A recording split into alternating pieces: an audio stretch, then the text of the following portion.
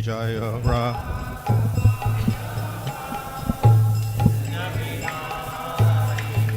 Gopi Jana Vallabha Girivardhari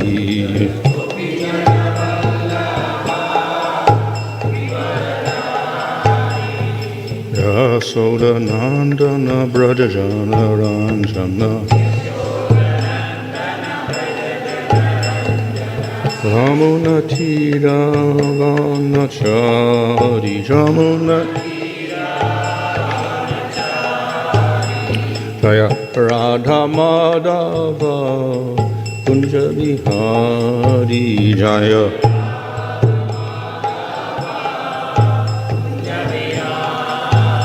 Hare Krishna Krishna Krishna Hare Hare Hare Rama Rama Rama Hare Hare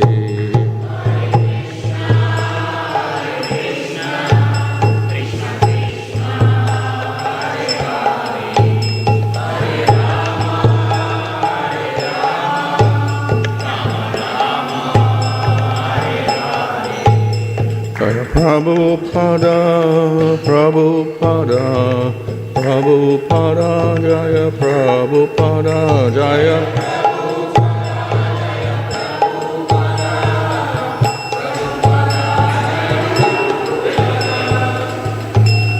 Vishnu Paramahans Maharaj Acharya, CC AC, Bhaktivedanta Swami Sri Prabhupada Ki Jai, Amachar Haris Thakur Ki Jai, Prem Sagaho Sri Krishna Chaitanya Prabhu Nityananda Sri Advaita Gadadhar Shwasti Gaur Bhaktivinoda Ki Jai, Shri Sri Radha Krishna Gopa Gopida Shama Kunda Radha Kudda Giri Govardhan Ki Jai, Shri Vrindavan Dham Ki Jai, Navadip Dham Ki Jai, Ganga Jamuna Tulsi Bhakti Devi Ki Jai, Ananda Koti Vaishnava Vrinda Ki Jai, Samavetta Bhaktivinoda Ki Jai, Go Premanandi, all glories to some of the devotees, all glories to some of the devotees, all glories to some of the devotees, all glories to Sri Guru and Sri Gauranga, all glories to Srila Prabhupada.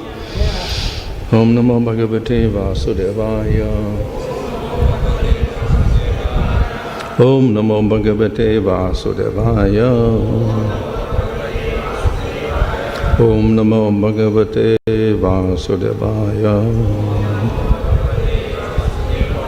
Nama Om Vishnu Vinaya Krishna Bristaya Buddhale Shimate Bhaktivedanta Swami Niti Namane Namaste Saraswata Deve Gauravani Pratradane Nirvashesha Shunirmadi Paschatya Desha Tadane Sri Krishna Chaitanya Prabhu Nityananda Sri Advaita Gadadhar Srivasani Gaura Bhakta Vrinda Hare Krishna Krishna Krishna Hare Hare Hare Rama Rama Rama Hare Hare. Reading from Srimad Bhagavatam Canto 1, 6 verse 11. Aspitan Janapadastatra Pura Grama Vrajakaran Kita Karvatavatischa Vanani Upa Vananicha.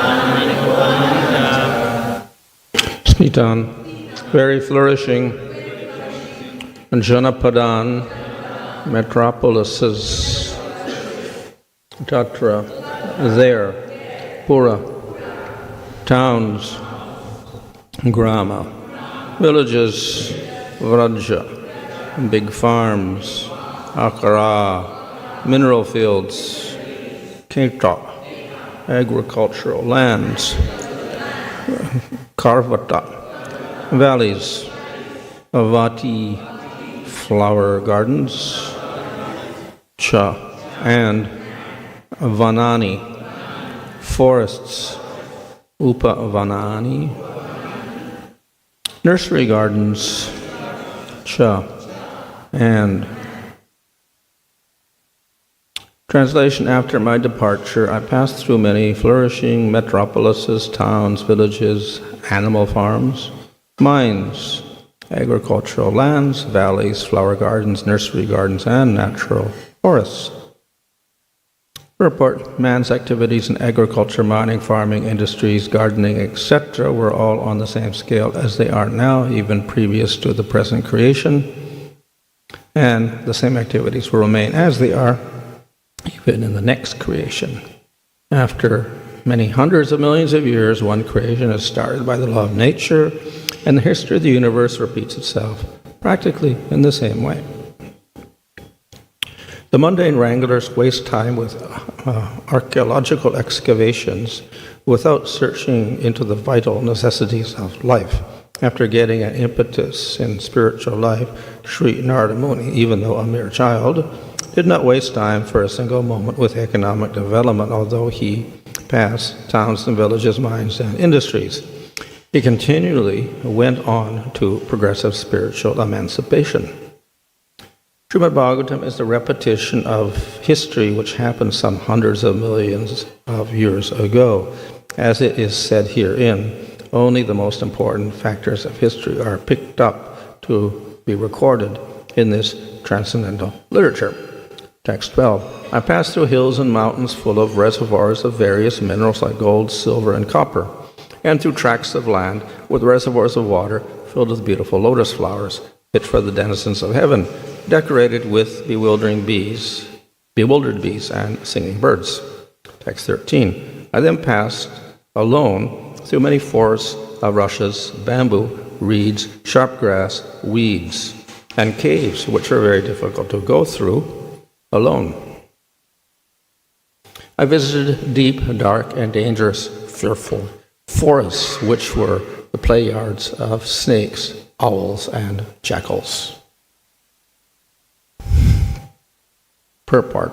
It is the duty of a mendicant to experience all varieties of God's creation by traveling alone through all forests, hills, villages, towns, villages, etc., to gain faith in God and strengthen the mind, as well as to enlighten the inhabitants with the message of God.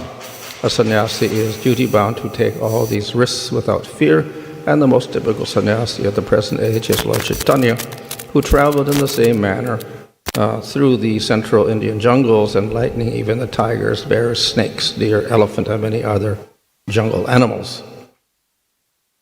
In this age of Kali, sannyasa is forbidden for ordinary men.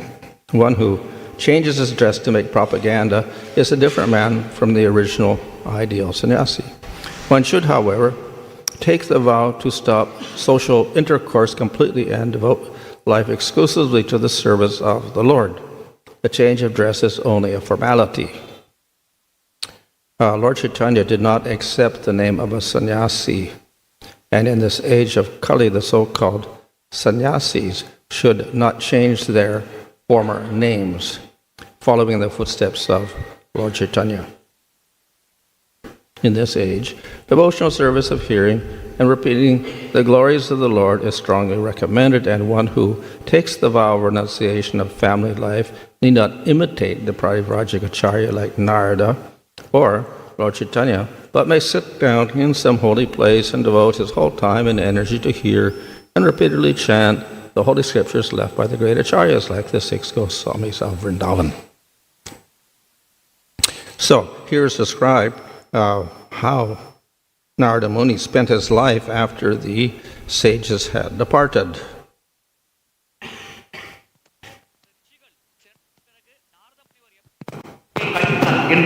விளக்கப்படுகிறது. And as we see in these verses, he passed through populated areas and unpopulated areas. இந்த பதங்களில் விளக்கப்பட்டது அவர் அதிகமான மக்கள் தொகை இருக்கும் இடங்கள் மற்றும் மக்கள் தொகையே இல்லாத இடங்கள் அனைத்து இடங்களையும் கடந்தார் என்று. Some of the places had many people. இடங்களில் அதிகமாக மக்கள் இருந்தார்கள். Other places were just desolate without people, either forests or caves, etc. வேறு சில இடங்கள் ஆள் நடமாட்டமே இல்லாத காடுகள் குகைகளாக இருந்தது. So the goal of Narada Muni was not just to see these places.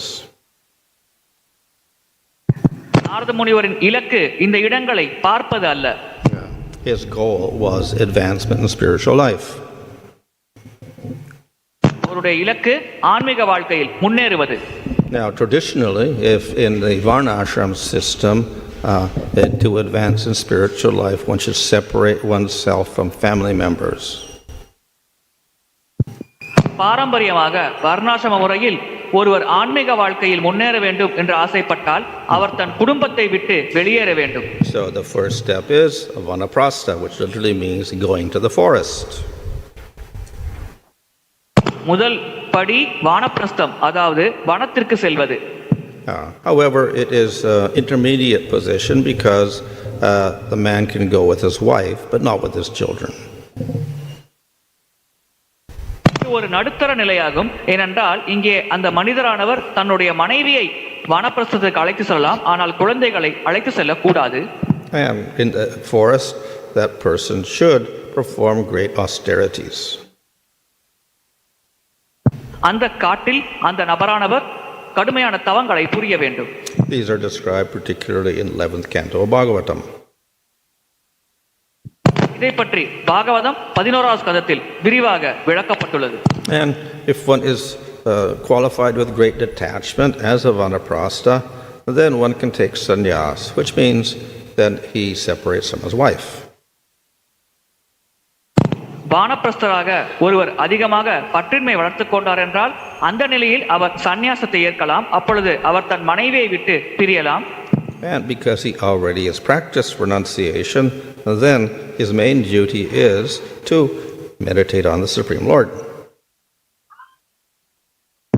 ஏற்கனவே அவர் துறவை பயின்ற காரணத்தினால் அவருடைய பிரதான கடமை பரமபுருஷ பகவானின் மேல் தியானிப்பது. But even then, there are various degrees of how much he can renounce. ஆனால் அவர் ஏற்றுக்கொள்ளும் துறவானது பல நிலைகளில் உள்ளது. So it is said there are 4 types of sannyasis. 4 வகையான சன்னியாசிகள் உள்ளார்கள் என்று குறிப்பிடப்பட்டுள்ளது. And the first one is he lives near a village, so that the village supports him and he gets his food, etc. முதலாவது வகையினர் ஒரு கிராமத்திற்கு அருகில் வசிப்பார். அந்த கிராமத்திடமிருந்து அவர் வாழ்வதற்கான உதவியை பெறுவார். But in the successive stages, he becomes more detached and independent. அடுத்தடுத்த நிலைகளில் அவர் அதிகமாக பற்றின்மையை வளர்த்துக் கொண்டு சுதந்திரமானவராகிறார். So the third stage is called the parivrajaka, and which literally means to wander everywhere.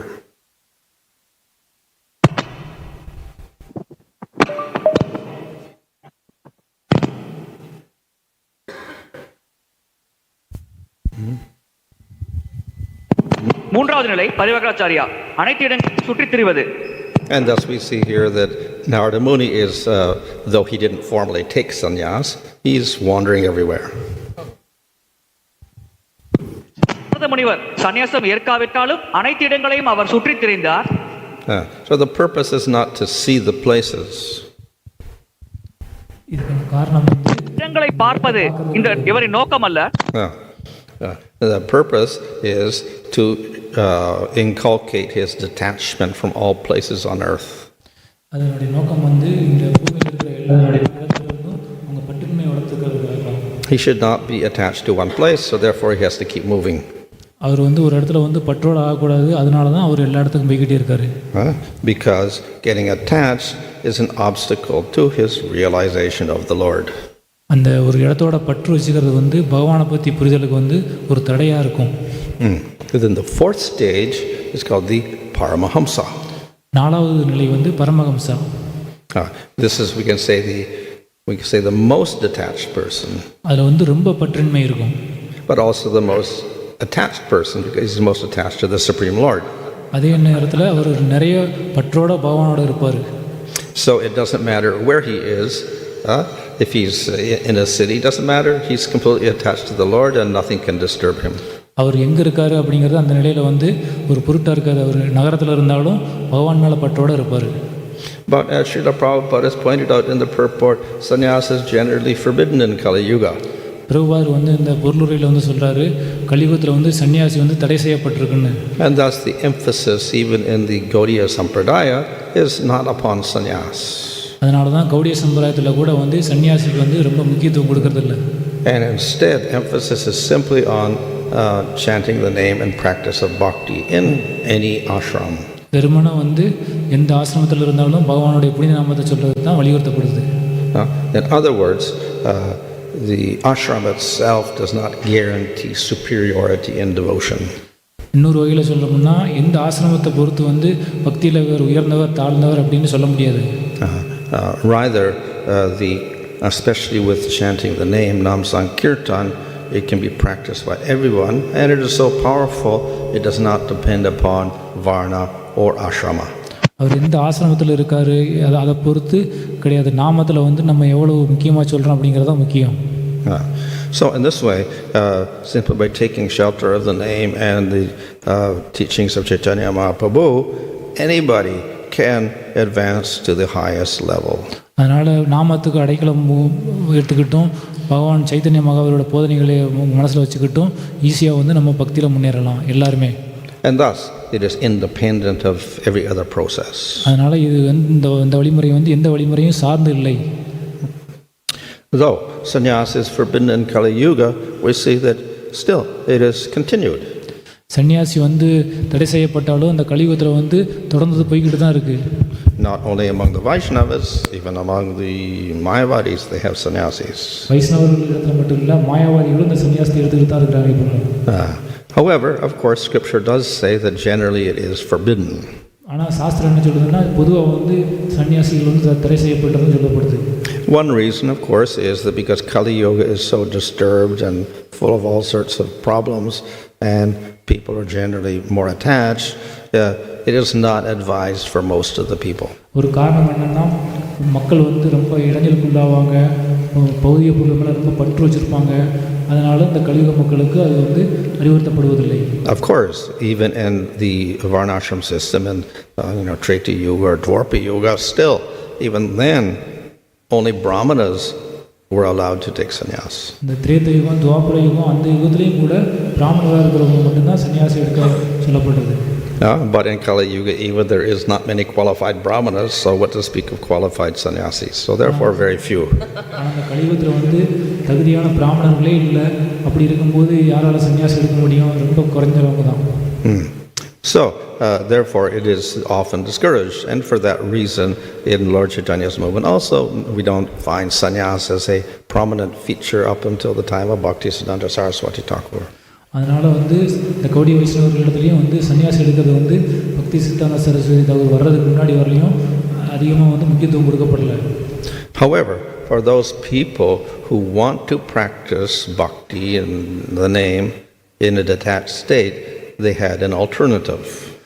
இருந்தால் எப்படி இருக்கணும், இந்த பக்தி பண்ணுறவங்களுக்கு ஒரு வேறொரு வழிமுறை இருக்குது. And thus we find what we call the Babaji ashram, which isn't actually an ashram, but it is free of all ashramas and all varnas. அது வந்து பாபாஜி ஆசிரமம், அது வந்து ஆசிரமம் சொல்ல முடியாது, ஆனால் இந்த பகுதியை பற்றிலிருந்து விடுபட்டு இருக்கிற நிலை. But in any case, that is not superior to a grihastha practicing bhakti.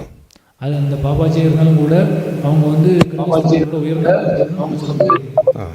So he definitely is without family and detached, but we know that detachment itself is not the only criteria for the advancement of bhakti. அவர் வந்து குடும்ப Advancement of bhakti. அது வந்து இருந்தாலும் அது வந்து பக்திக்கு ஒரு காரணம் நம்ம சொல்ல முடியாது. Therefore, the sannyas was popular in Lord Chaitanya's movement. சன்னியாசிகள் வந்து ரொம்ப ஃபேமஸாக கிடையாது. But then Lord Chaitanya took sannyas. So, of course, the explanation is that he did that not because to show renunciation, but to get, respect for preaching. அவர் சன்னியாசி ஏற்றுக்கிட்டது வந்து அவர் வந்து அந்த மக்கள்கிட்ட வந்து காட்டுறதுக்காக இல்லை, மக்கள்கிட்ட இருந்து மரியாதையை வாங்குறதுக்காக ஏற்றுக்கிட்டார். And that is the same reason that Bhaktisiddhanta Saraswati Thakur also introduced sannyas. அதுக்காகத்தான் வந்து பக்தி சித்தாந்த சரஸ்வதியும் இந்த சன்னியாசத்தை வந்து நடைமுறைப்படுத்தினார். So, in any case, the emphasis in Lord Chaitanya's movement is advancement through taking shelter of the holy name and the mercy of Chaitanya Mahaprabhu. இந்த சைத்தன்யமாக ஒரு இயக்கத்தில் நாமத்துக்கு அடைக்கலம் மிகுந்து சைத்தன்யமாக ஒரு போதனையின் மூலம் வந்து வளர்ச்சி அடையத்தான் இங்கே வந்து சொல்லப்பட்டிருக்கு. And one can take advantage of the systems of Varna and Ashrama, but one does not depend upon it. ஒருத்தர் வந்து வர்ணாசிரம தர்மத்தை வந்து எடுத்துக்கலாம், ஆனால் அதை வந்து சார்ந்திருக்கக்கூடாது. So in this way, the progress towards Krishna is open for everyone. அதனால் வந்து எல்லா வகையிலையும் கிருஷ்ணர் மேலே பக்தியில் வளர்ச்சி அடைவதற்கு எல்லாருக்கும் வந்து இங்கே வந்து சலுகை இருக்குது. Everyone is encouraged in whatever condition he's in to practice bhakti and chant the holy name. எல்லாரையும் வந்து ஊக்கப்படுத்தப்படுது அவங்க என்ன சூழ்நிலையில் இருந்தாலும் பக்தியில் முன்னேறதுக்கு. And previous in the Prabhupada said, Lord Chaitanya did not encourage people to give up their present life and change it. You continue your life, but you add Nam Sankirtan, chanting of the name. இதுக்கு முந்தைய பதத்தில் பார்த்தோம்னா சைத்தன்யமாக அவரும் நீங்கள் எந்த நிலையில் இருக்கீங்களோ அதை மாற்ற தேவையில்லை, அந்த நிலையிலிருந்தே நீங்கள் நாமத்தை சொல்லுங்கள் அப்படின்னு சொன்னதை நம்ம பார்த்தோம். Of course, we do know by chanting the name and practicing pure bhakti, gradually one does become detached. ஆனால் நம்ம வந்து பார்க்கலாம், நாமம் சொல்கிறது மூலமோ பக்தியில் முன்னேறது மூலம் ஒருத்தருக்கு வந்து பற்றின்மை வளர்கிறத வந்து பார்க்கலாம். So therefore, that particular person's life may start to change at a certain point due to his detachment. அதனால் வந்து அந்த பக்தரினுடைய வாழ்க்கையில் வந்து ஒரு குறிப்பிட்ட காலத்துக்கு அப்புறம் வந்து அவருடைய வாழ்க்கை முறை வந்து பற்றின்மையாக கொஞ்சம் மாற தொடங்கும். But making sudden changes is not a qualification in itself. ஆனால் அந்த பற்றின்மையை வந்து ஒரு தகுதியாக வந்து சொல்ல முடியாது. So instead of formally designating certain stages of advancement through ashrama, instead we have something called natural detachment. நம்ம வந்து ஒரு ஒரு ஒரு வழிமுறையை பின்பற்றி பற்றின்மையை வளர்த்துக்க சொல்கிறதுக்கு பதிலாக நம்ம பக்தியை வளர்த்து இயற்கையாகவே பற்றின்மையை வளர்த்துக்கிறோம். Or sahaj vairagya. அது சகஜ வைராக்கியம்னு சொல்லப்படுது. So in the varnashram system, the renunciation is formalized into vanaprastha and then sannyas in 4 stages. அங்கே வர்ணாசிரம தர்மத்தில் பார்த்தோம்னா இந்த பற்றின்மை வந்து ஒரு முக்கியமாக அங்கே வந்து வலியுறுத்தப்படும். So in Lord Chaitanya's movement, the detachment is not so formalized, but it simply naturally arises through the practice of bhakti. ஆனால் சைதன்யமாக ஒரு இயக்கத்தில் வந்து பக்தி பண்ணுறதன் மூலமே வந்து இயற்கையாகவே பற்றின்மை வரும். And ashram and varna etc. are all secondary considerations. அந்த ஆசிரம் வர்ணா இதெல்லாம் வந்து ரெண்டாவது பட்சம்தான். So the principle behind this is that the more one becomes attracted and surrenders to Krishna, the more one becomes detached from everything in the material world. இதனுடைய தத்துவம் என்னென்னா, நம்ம எந்த அளவுக்கு கிருஷ்ணர் மேலே வந்து பற்று வளர்த்துக்கிட்டு பற்றோடு இருக்குமோ அந்த அளவுக்கு பௌதிக பொருள்கள் மேலே நம்மளுக்கு பற்று இல்லாமல் போகும். But then if one becomes very detached, one will also be detached from varnashram system. அவர் வந்து ரொம்ப பகவான் மேலே வந்து பற்றோட இருந்துக்கிட்டார்னா அவர் வந்து வர்ணாசிரம தர்மத்திலிருந்து கூட அவர் பற்று இல்லாமல் ஆவார். So he won't even be interested in ashramas, even sannyas. அவர் வந்து ஆசிரம் சன்னியாசி கூட வந்து அவர் வந்து பற்று இல்லாமல் இருப்பார் அதில் கூட. So that is the position of the Babaji, no ashrama, no varna, nothing. அதுதான் வந்து பாபாஜி பண்ணுறது. அவங்களுக்கு வர்ணமும் கிடையாது, ஆசிரமும் கிடையாது. But it is not we can say, a formalized stage. It is actually a natural progression that takes place. அது வந்து நம்ம வந்து வலியுறுத்துகிற நிலை கிடையாது, அது வந்து பக்தி வளர்றது மூலம் இயற்கையாகவே ஏற்படுற நிலை.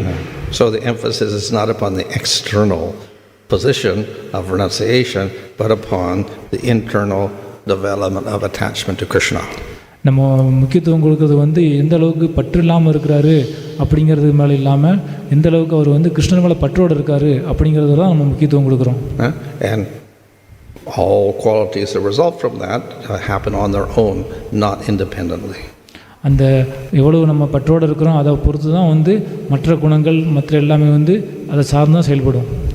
So we see that here in this verses, Narada Muni actually must have advanced considerably, because first of all, when his mother died, he was not too upset. He just took it as mercy of Supreme Lord, and then he began to wander around everywhere, not really concerned about his physical needs.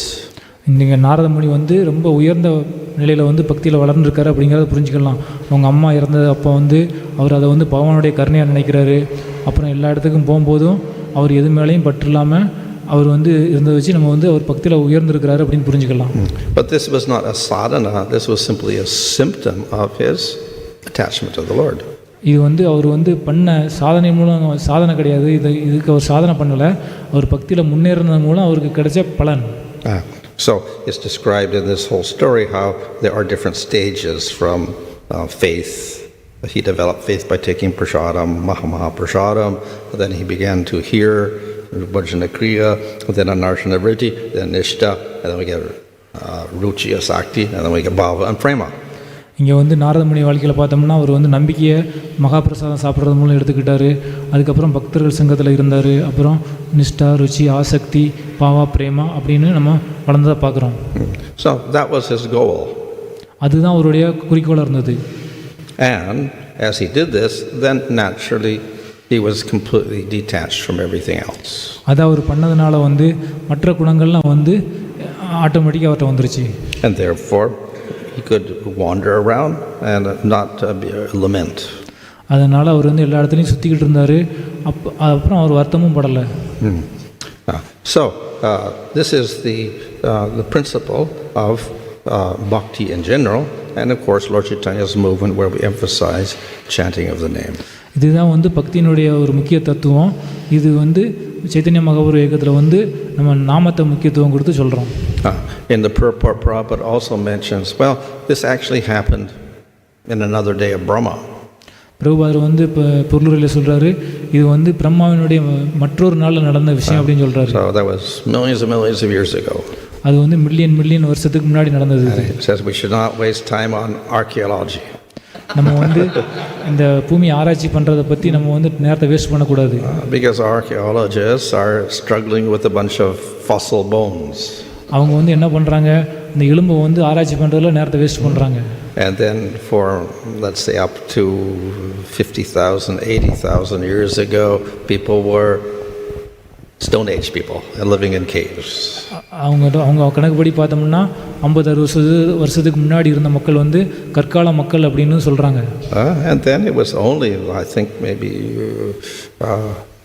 10,000 years ago or after that, that then they started using metals. அந்த copper, then bronze and iron, etc. இந்த ஒரு 10 வருஷத்துக்கு முன்னாடி அந்த மாதிரி 10,000 வருஷத்துக்கு முன்னாடியிலிருந்து தான் மக்கள் வந்து இந்த செம்பு, இரும்பு, தங்கம் இதை மாதிரி பயன்படுத்த தொடங்கினாங்க. But here we find millions of years ago people were cultivating the fields, they had cities and they had mines and everything, but that was another day of Brahma.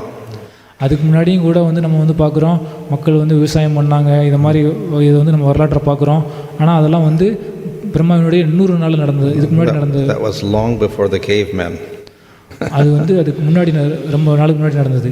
And of course we find even in this day of Brahma also, from Swayambhuva Manna onward, which is also millions and millions of years ago, there was people living, cities, etc. going on, and it's been going on and it will go on all through the day of Brahma.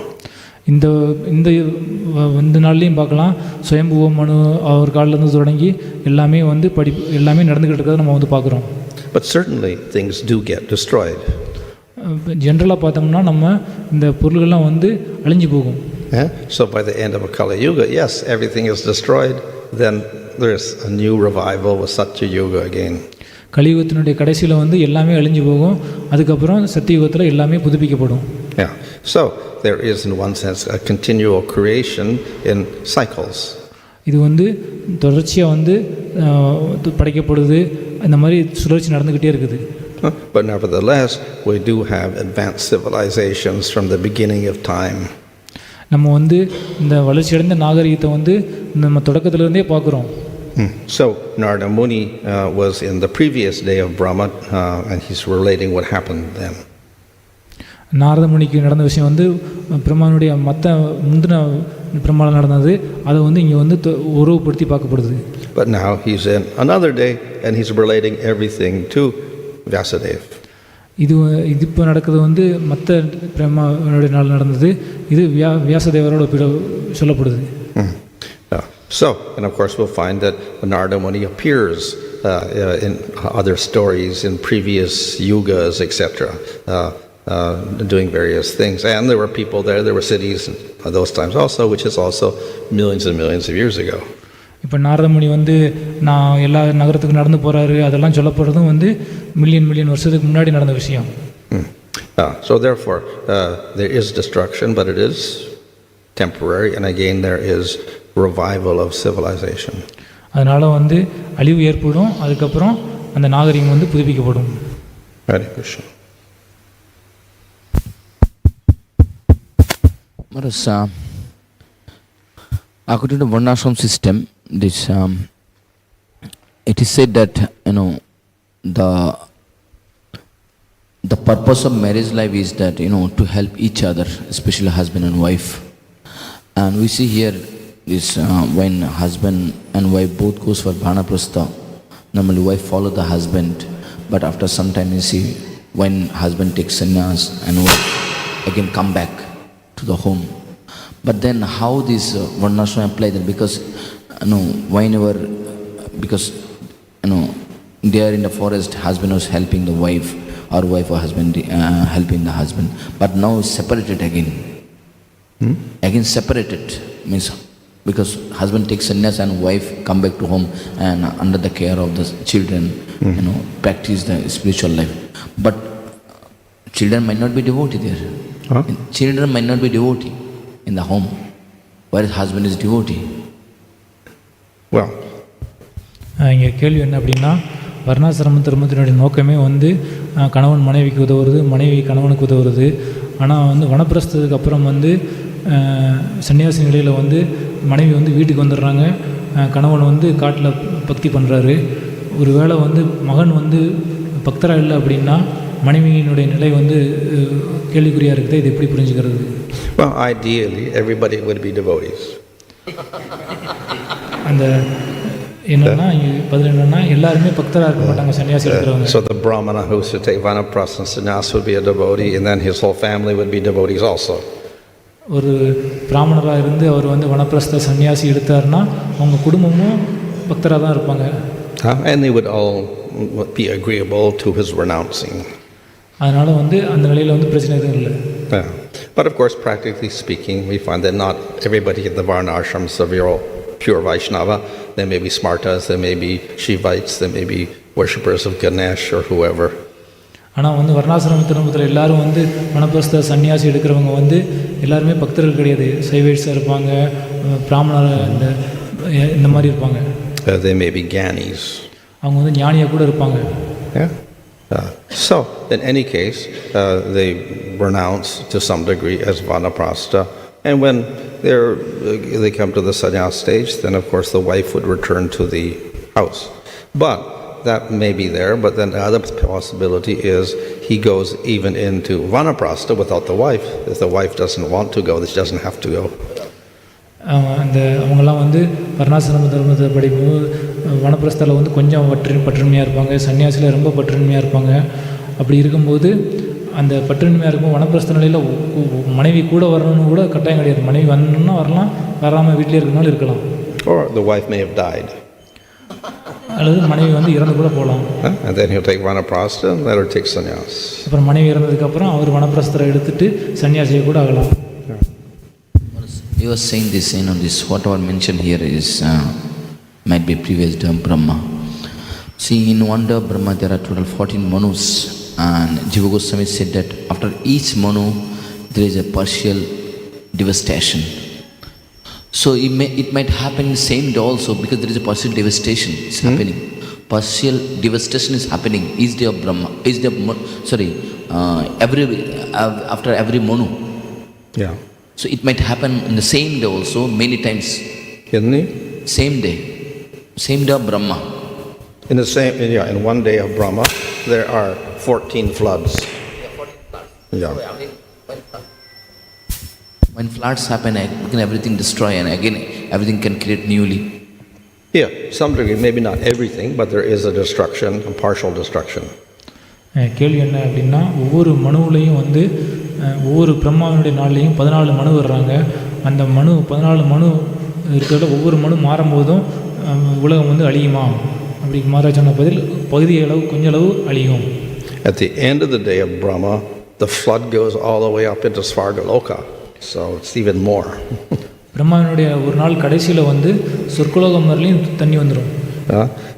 In the case of each Manvantara, then the flood is there, but at least there's some mountains on earth left.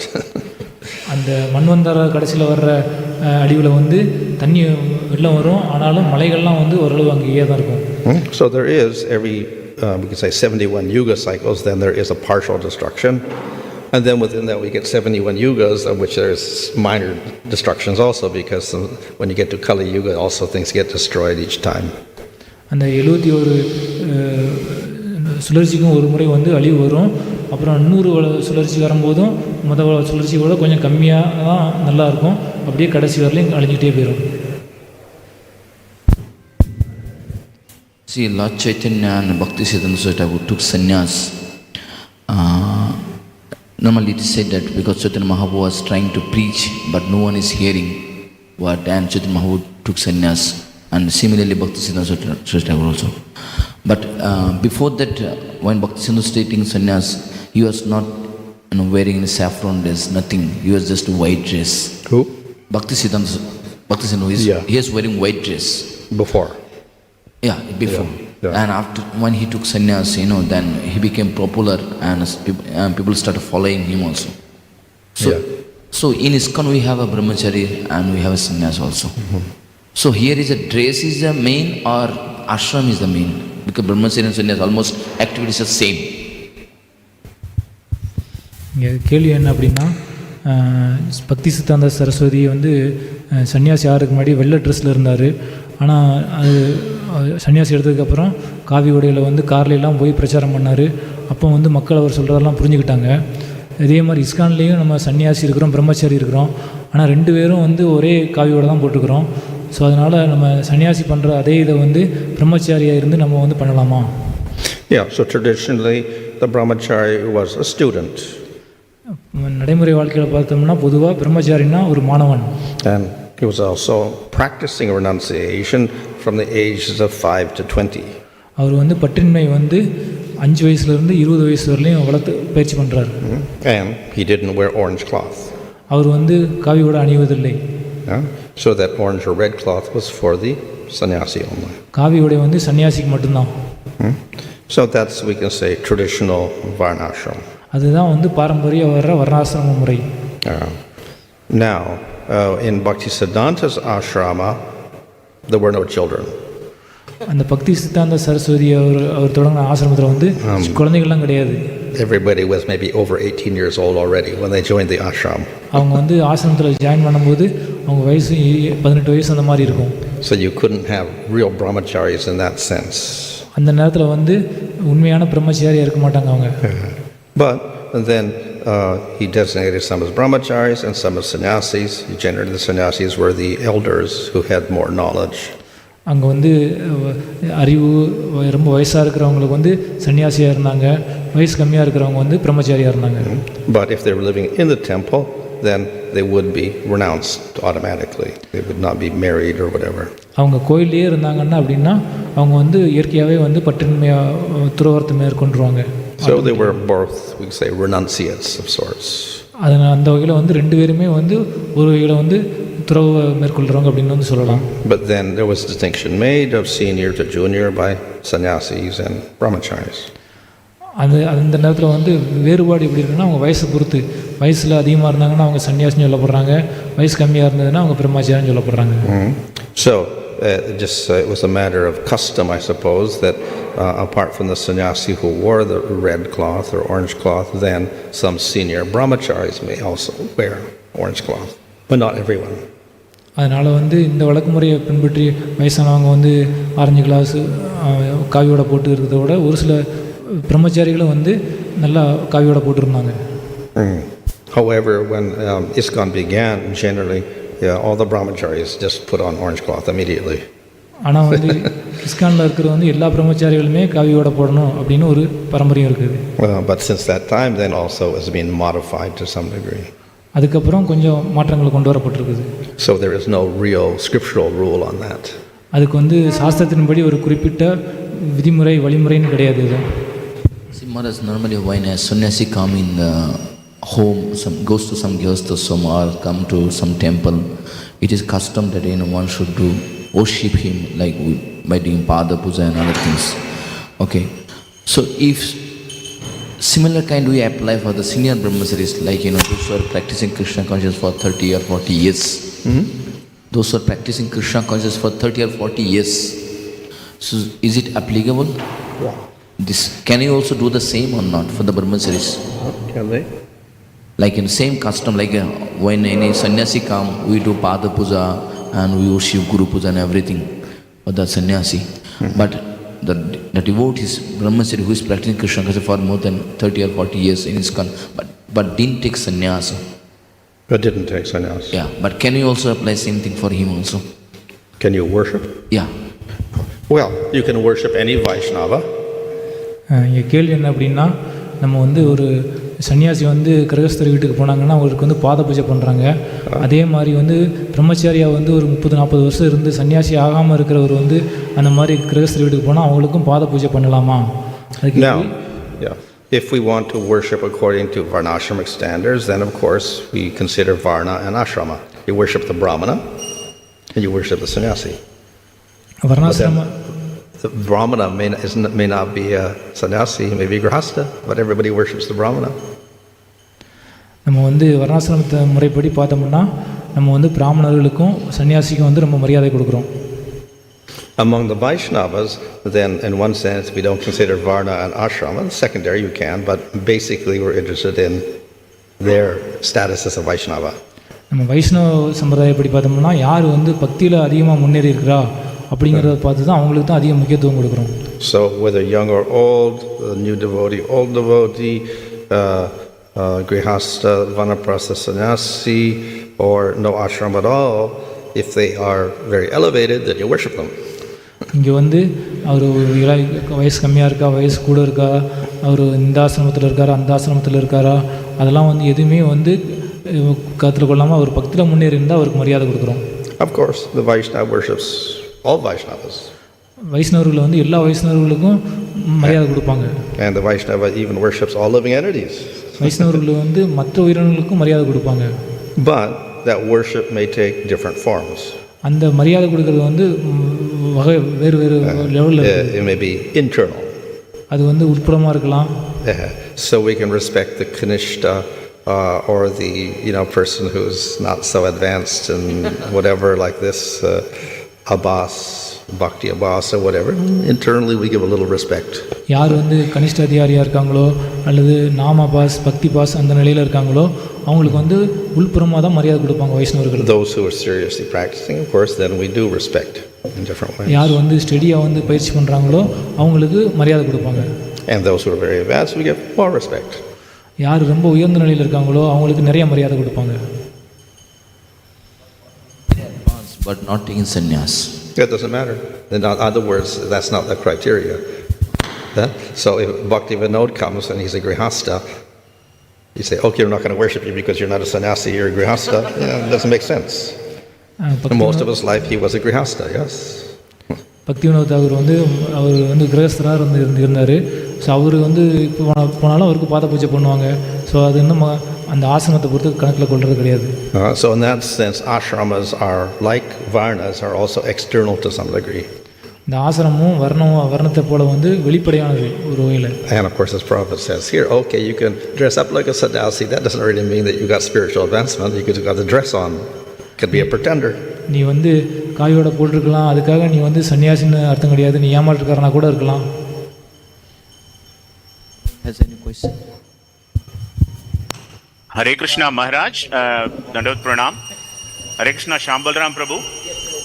Maharaj, we have around 155 devotees from various online platforms. So we couldn't take questions last 2 days somehow. So requesting your time, Maharaj. Thanks for a wonderful session. These are some of the questions from yesterday and day before yesterday. First question is from Netravati Mataji. Hare Krishna Prabhu, இங்க ஒரு கேள்வி இருக்குது. Yes Prabhu. 1 minute Prabhu, sorry. Because a lot of questions were pending since last 2 days. My apologies. So Maharaj, you mentioned that the devotees suffer due to their leftover karmas, due to the slow progress because of offenses. Is it also true for the senior devotees whom we see in ISKCON who are practicing seriously for as many as 30-40 years? இங்கே கேள்வி என்ன அப்படின்னா, நீங்கள் வந்து பக்தர்கள் கஷ்டப்படுறது வந்து அவங்களுடைய கர்மம் அழியாததுனால அப்படின்னு சொன்னீங்க. ஸோ இது வந்து இப்போ இஸ்கான்லேயே பல வருஷமாக இருக்கிற உயர்ந்த பக்தர்களும் கஷ்டப்படுறாங்க. அதுக்கு அவங்க கஷ்டப்படுறதும் கர்மானாலையா அப்படிங்கிறது கேள்வி. Well, one reason for that suffering may be karmas which are not completely erased, and one reason for that could be because of previous aparadhas, therefore the destruction of karmas is more gradual. ஒரு காரணம் வந்து அவங்க முந்தைய பிரிவில் பண்ண கர்மாக்கள் வந்துனால அபராதத்தினால வந்து கர்மா ஃபுல்லாக அழியாமல் இருக்கிறலாம். கர்மா வந்து படிப்படியாக அழியும், அதனால அவங்க கஷ்டப்படலாம். However, we will also find even if a person has no karmas, which would be in upper bhava or in prema, they still appear to suffer. எப்படி இருப்பினும் இன்னொரு வகையிலையும் பார்த்தோம்னா, அவங்க பாவா பிரேமா அந்த நிலையில் இருந்தாலும் கூட அவங்களும் கஷ்டப்படுறத நம்ம வந்து பார்க்குறோம். But our acharyas like Baladev Vidyabhusan says actually it is not karma. பலதேவ Vidyabhushan வந்து சொல்கிறாரு, அந்த பாவா பிரேம நிலையில் கஷ்டப்படுறது வந்து கர்மா இல்லை அப்படின்னு வந்து சொல்கிறாரு. The karmas are all destroyed, but the Supreme Lord keeps a pattern like karma. கர்மா வந்து அழிஞ்சு போச்சு, முழுமுதற் கடவுள் வந்து கர்மா மாதிரி ஒரு சூடு வச்சிருக்கிறாருங்க. The body should remain. பாடி வந்து எப்பவுமே நம்மளோட இருக்கணும். And if the karma was all destroyed, then your body would also disappear. கர்மா போயிருச்சு அப்படின்னா உடம்பும் போயிடும். But the Lord wants some advanced devotees to stay on earth for some time. பகவான் வந்து ரொம்ப உயர்ந்த பக்தர்கள் வந்து இந்த பூமியில் இருக்கிறதுக்கு வந்து விரும்புவார், ஒரு சில காலம் இருக்க விரும்புவார். So if a prem bhakta is still alive, then we would materially say, okay, he's still got karma because he's still got a body. Prema பக்தர் வந்து இந்த உலகத்தில் இருந்தாருன்னு அப்படின்னா அவர் உடம்பு இருக்கும், அவர் உடம்புல இருக்கும்போது அவருக்கும் கர்மா இருக்குன்னு நம்ம சொல்லுவோமா? But actually it's not karma. His staying alive with the body is the will of the Lord. ஆனால் அங்கே கர்மா இல்லை, பகவானுடைய விருப்பத்தின்படி அந்த உடம்புல வந்து அவர் இருக்கிறாரு. And as long as he's alive, the body will have to go through transformation and get old, it has to get sick, and eventually it has to die. உடம்பு இருக்கிற வரலையும் அவருக்கு அந்த உடம்புக்கு வந்து நோய் வரும், உடம்புக்கு வந்து வயசாகும், அப்புறம் அந்த உடம்பு வந்து ஒரு நாள் அழிஞ்சு போகும். From material point of view, then it's okay, that is karma. பகுதியை படி பார்த்தோம்னா இது கர்மான்னு நம்ம சொல்லுவோம். So it looks like karma, but again, there is no karma, so again, this is just arrangement of the Lord. அது வந்து பார்க்குறதுக்கு கர்மா மாதிரி இருக்கும், ஆனால் அது வந்து பகவானுடைய ஏற்பாடு. Thank you, Maharaj. Maharaj, with respect to karmic reactions, there are different stages: apararabdha, kuta, bija, falonmukha. Similar to that, does the Vaishnava aparadha also go through such stages? நம்ம வந்து கர்மாவில் வந்து கூடா பீஜா அப்ராப்தா பிராப்தா அப்படின்னு வந்து வகைப்படுத்துகிறோம். அதே மாதிரி அந்த அபராதத்தையும் வகைப்படுத்த வகை ஏதாவது இருக்குதா? Concerning aparad, it is not really described in detail the different stages of how long it takes for an aparad to bear its effect. நம்ம அபராதத்துக்கு வந்து எப்படி வந்து அது வந்து எவ்வளோ நாள் கழித்து விளைவு கொடுக்கும் அப்படிங்கிறதுக்கு எந்த விதமான நம்மளுக்கு அங்கே சொல்லும் இல்லை. However, its destruction takes much longer. ஆனாலும் அதனுடைய அந்த அபராதத்தினுடைய விளைவு எல்லாம் போகிறதுக்கு வந்து நிறைய நாள் ஆகும். So, if one has karmas, etc., through bhakti, one can destroy the karmas, and by the end of a sakti, then all the karmas are gone. நம்ம வந்து பயிற்சி பண்ணும்போது நம்ம வந்து கர்மா வந்து ஆசக்தியில் வந்து முழுமையாக அழிஞ்சு போகும். However, the effect of aparads from previous lifetimes or this lifetime will continue to affect the individual even in bhava stage. நம்ம அபராதம் பண்ணதனுடைய தாக்கம் வந்து போன பிரிவிலையோ இந்த பிரிவிலையோ பண்ணனுடைய தாக்கம் வந்து நம்மளுக்கு வந்து பாவா ஸ்டேஜ் வரையிலும் இருக்குது. Which shows that the effects of aparads are more difficult to destroy than the karmas. அது வந்து நம்மளுக்கு என்ன காட்டுதுன்னா அபராதம் வர்ற விளைவை வந்து அழிக்கிறது வந்து ரொம்ப ரொம்ப கஷ்டம். கர்மாவினுடைய விளைவு அழிக்கிறது easy. Thank you, Maharaj. The next question is from His Grace Sumitra Krishna Prabhu. Again, based on some of the previous purports. In the purport, it is mentioned, Sri Narada Maharishi took initiation from spiritual masters. Can we understand this initiation as a Siksha initiation? இங்கே வந்து நாரதமுனி வந்து அவருடைய குருட்டிலிருந்து தீட்சை எடுத்துக்கிட்டார் அப்படின்னு சொல்லப்படுது. அந்த தீட்சை வந்து நமக்கு தீட்சையா அப்படின்னு புரிஞ்சுக்கலாமா? Well, I think I explained that the other day, that when Prabhupada uses the word initiation, it's not actually Pancharatric initiation. Often he uses it in that sense. நம்ம வந்து பிரபுபார் வந்து தீட்சை அப்படின்னு சொல்லப்படுறது வந்து பஞ்சராத்திர தீட்சை வந்து அவர் சொல்கிறது இல்லை பொதுவாக. So we also call first initiation when actually technically it's not the initiation. அவர் வந்து ஃபர்ஸ்ட் இனிஷியேஷன் அப்படிம்பாரு, ஆனால் அது வந்து உண்மையிலேயே வந்து இனிஷியேஷன் கிடையாது. At best it is a part of initiation because we get a name but we don't get the mantra. அது வந்து இனிஷியேஷனுடைய ஒரு பகுதின்னு சொல்லலாம். நம்மளுக்கு வந்து ஏன்னா அங்கே வந்து பேர் கிடைக்குது. So we can call first initiation 1/5 of an initiation. அந்த ஃபர்ஸ்ட் இனிஷியேஷனை வந்து 5ல் 1 பங்கு அப்படின்னு சொல்லலாம். That's one of the pancha samskaras. அது வந்து 5 சம்ஸ்காரத்தில் ஒரு சம்ஸ்காரம் நம்மளுக்கு அதில் கிடைக்கி. However, as I said, Prabhupada uses the term rather loosely, and also, of course, in English, the word initiation just means beginning. பிரபுவார் வந்து அந்த வார்த்தையை நிறைய இடங்களில் யூஸ் பண்ணுறாரு. ஆனால் ஆங்கிலத்தின்படி பார்த்தோம்னா இனிஷியேஷன் அப்படின்னா தொடக்கம் அப்படின்னு அர்த்தம். Which generally may not have any formality to it. It may have, but may not have any formality to mark the beginning. அதனால் நம்ம அதை வந்து அது இந்த தொடக்கத்தை வந்து நம்ம வந்து ஒரு சடங்கு மூலம் வந்து பண்ணலாம், அப்படி சடங்கு இல்லாமலும் தொடங்கலாம். So Narada Muni began to hear and take instruction from the Mahabhagavata. So therefore, in one sense, he was initiated in that sense, initiated into bhakti. He began the process of bhakti. இந்த வகையில் பார்த்தோம்னா நாரதமுனி வந்து மகாபாகவத்திலிருந்து கேட்க தொடங்கினார். அது வந்து ஒரு வகையான இனிஷியேஷன் அப்படின்னு நம்ம சொல்லலாம். And that is more emphasized than advancing through getting a mantra and doing deity worship. அங்கே வந்து அவர் வந்து தீட்சை மந்திரம் வாங்கினார் அப்படின்னு எதுவுமே அங்கே சொல்லப்படல. Thank you, Maharaj. Thank you for the clarity. Maharaj, in our sampradaya, we see the sannyasis of the level Parivrajaka Acharya. How about the other spiritual sampradayas? Whether that particular level of sannyasis exists?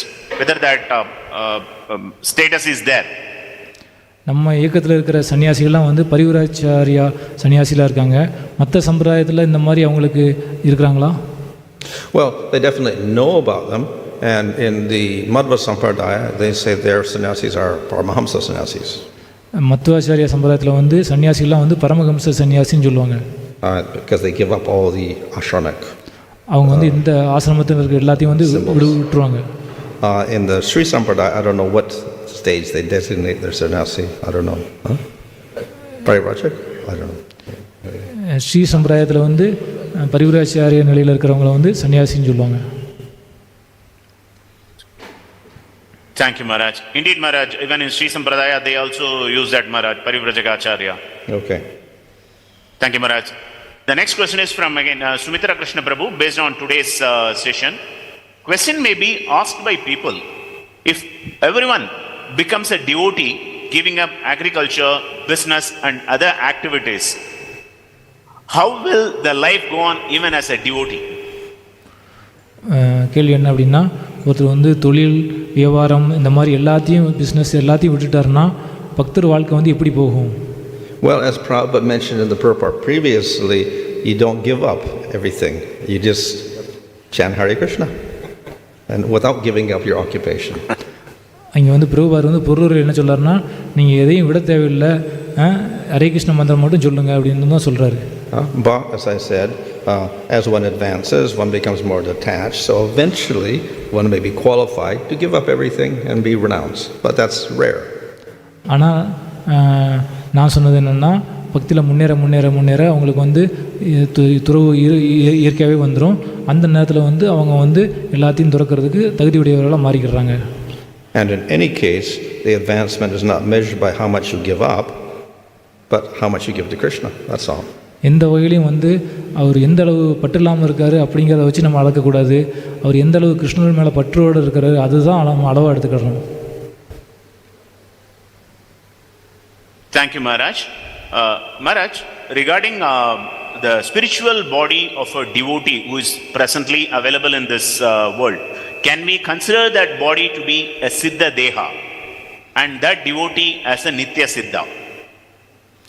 இங்கே கேள்வி என்ன அப்படின்னா, இந்த ஆன்மீக உடம்போடு இந்த உலகத்தில் பயிற்சி பண்ணி இருக்கிறவங்கள வந்து அந்த அவங்க உடம்பு வந்து ஆன்மீக உடம்பு சித்த தேகத்தில் இருக்காங்க அப்படின்னு நம்ம புரிஞ்சுக்கலாமா? If one develops prema, then we have to assume that they do have a spiritual body because they have to serve Krishna.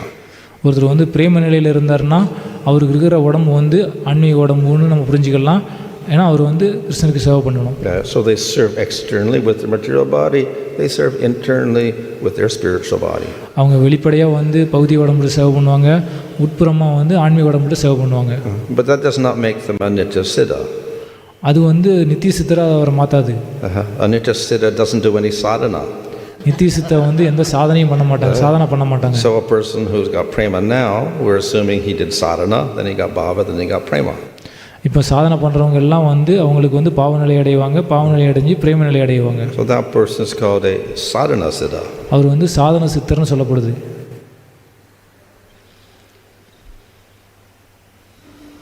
Thank you, Maharaj. The next question is from Tarini Radha Mataji.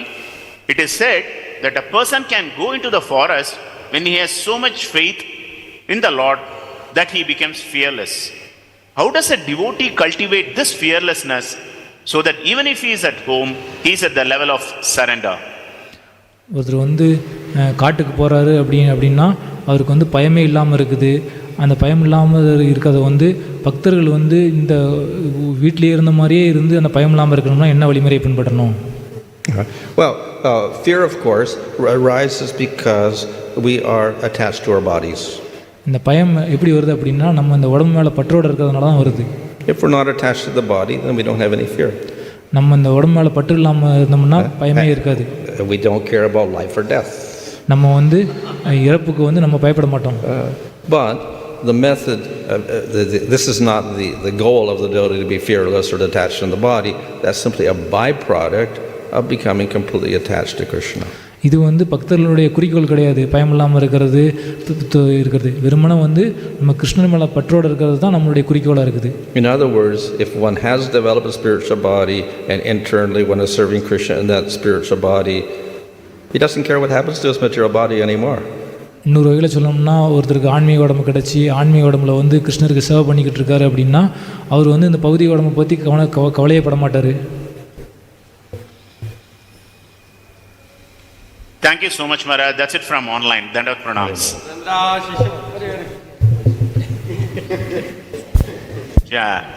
Maharaj, is the Pancharatric system applicable only to Kali Yuga or it is private? other ages also. Vasudeva விதிமுறை வந்து கலியுகத்துக்கு பொருந்துமா மற்ற யுகங்களுக்கும் பொருந்துமா? Pancharatra Pancharatra is a system of deity worship for Kali Yuga. பஞ்சராத்திர வழிமுறை வந்து கலியுக மக்களுக்கான விக்கிரக வழிபாட்டுக்கு கொடுக்கப்பட்டது. And one of its features is it doesn't restrict based upon varna or ashrama. அதனுடைய ஒரு சிறப்புத்தன்மை என்னன்னா அது வந்து வர்ணாசிரமத்தை வந்து தடைப்படுத்தாது. So anyone could get diksha, Pancharatric diksha, and then worship the deity. Doesn't whatever caste or non-caste or whatever. யார் வேணாலும் அந்த பஞ்சராத்திர தீட்சை எடுத்துட்டு விக்கிரக வழிபாடு பண்ணலாம். இந்த ஜாதி அந்த ஜாதி அப்படிங்கிறது எதுவுமே அது சொல்றது கிடையாது.